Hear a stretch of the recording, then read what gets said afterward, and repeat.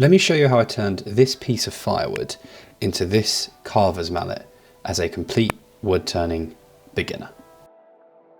So I recently bought this lathe. It's a Record DML250 and it was described on the website I got it from as a entry-level / mini lathe.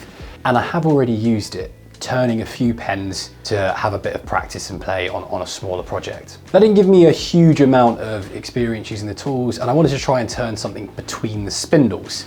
So using a live center and a revolving center. And I've got this log here. It's from my firewood pile.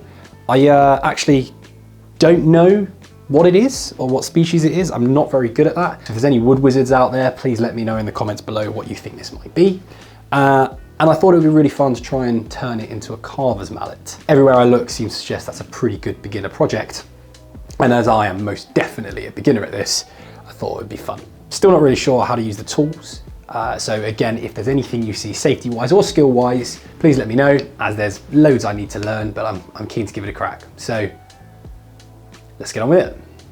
So I knew I had to find the center of the log to mount it on the lathe, but I've got no fancy jig. So I just measured the diameter and made a little mark halfway across that, hoping it was roughly central. There was a pith, which made it a little bit easier to take a guess.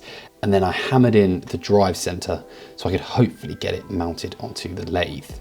With the drive stock in place, I then used the Morse taper to mount it into the lathe and then slid the tail stock up so I could try and attach the live center roughly central on the piece. I was worried that if I didn't mount it properly, it could then throw itself off when I turned the lathe on. I then adjusted my tool rest to halfway up the piece because I'm going to be using carbide tools, and I've read that's the best place to put it, before giving it a final few spins to check that the workpiece wouldn't hit the tool rest once the lathe was turned on. Just before we get into the actual turning, a quick disclaimer. You're going to see a lot of me turning with a big puffer jacket on with my sleeves down. I have subsequently been informed that is not best practice to have long sleeves down when you're turning. So that's something I'll be changing immediately from now on, but please hold off on the comments on that one. I'm fully aware that it was the wrong thing to do, and I'm going to change that going forwards. With that, it was go time. I started off using my rough scraper to try and strip away the bark. However, I wasn't paying attention to where the tool rest was and immediately fell off, which was the first lesson learnt in the whole project. I then started taking really gentle passes to try and remove that outer bark and get to the wood underneath. I did it in multiple light passes because I didn't want to cause any catches or dig the tool in or even rip huge chunks out of the wood early on.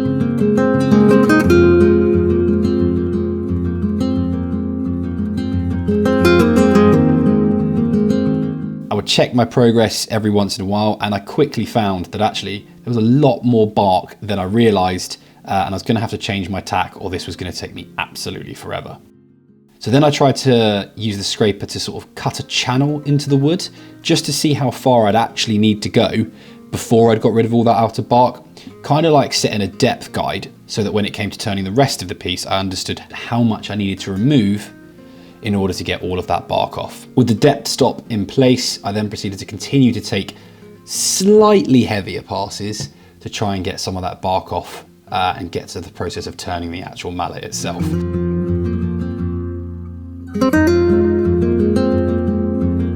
As you can see there, I then let the tool drift slightly too close to a piece I hadn't turned yet, and the tool actually caught. As you can see here, it wasn't spinning right and suddenly things were catching, so I thought the safest thing to do was turn the tool off, check what was going on.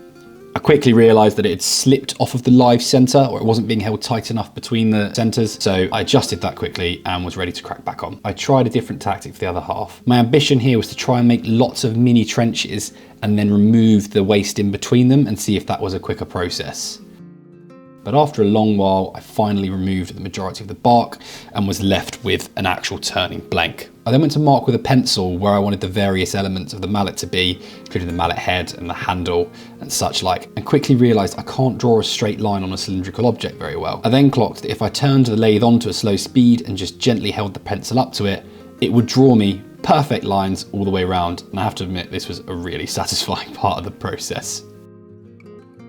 With the parts of the mallet marked out, pressed on with the main element of the project, which was removing all the waste and starting to shape the actual piece itself. I started off with the handle, as I knew this is where I'd have to take away the majority of material, and went with a similar approach that I'd used on the end of the piece for removing the bark, which was to kind of cut trenches and then shrink the other elements of the mallet down to meet it.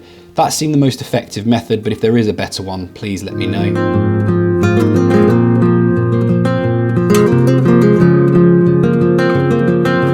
This was really fun, but was an eye-opener for me about how messy turning is. I absolutely covered both the lathe stand and the floor in chips just doing the handle alone. So I've invested now in a good dustpan and brush to help me clear up. After a fair old while, the handle was starting to take shape, so I moved on to the base of the handle. Essentially what I was aiming to do is create a little round knob on the bottom of the mallet so that my hand could sit comfortably on the handle and it wouldn't slip out if I was whacking a chisel too hard. Almost like a stop of some kind. I just reduced this down by eye to what I thought was an appropriate size.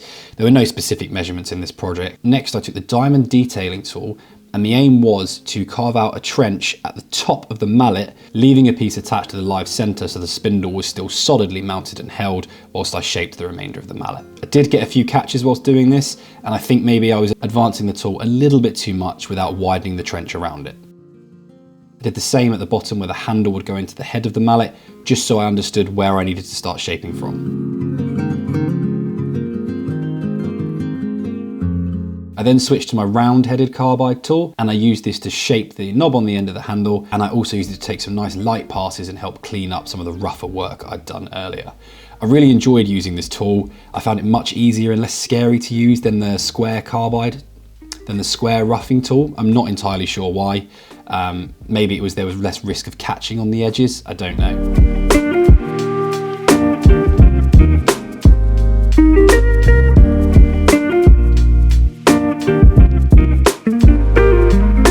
I did the same thing for the head of the mallet, and I added a nice little rounding to the top as well, just for aesthetics and to stop there being any sharp edges on the top of the mallet that could break out if I hit something wrong.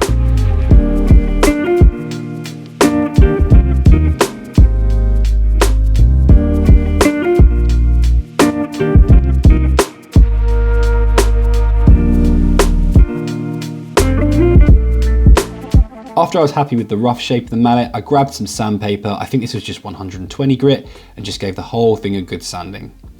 I wasn't too worried about it being perfect here. This was just to make sure there were no nasty splinters that could get into my hand when I was using the mallet, but this was just a shop project, so it didn't have to be buttery smooth. With that, the piece was mostly done. I have to admit, I was fairly pleased that it kind of looked like a mallet, especially for my first go. I know there's lots to learn, but I was pretty happy with this overall. I then grabbed some Danish oil on a paper towel and turned the lathe by hand whilst rubbing it in, just to apply a slight finish and protect the tool.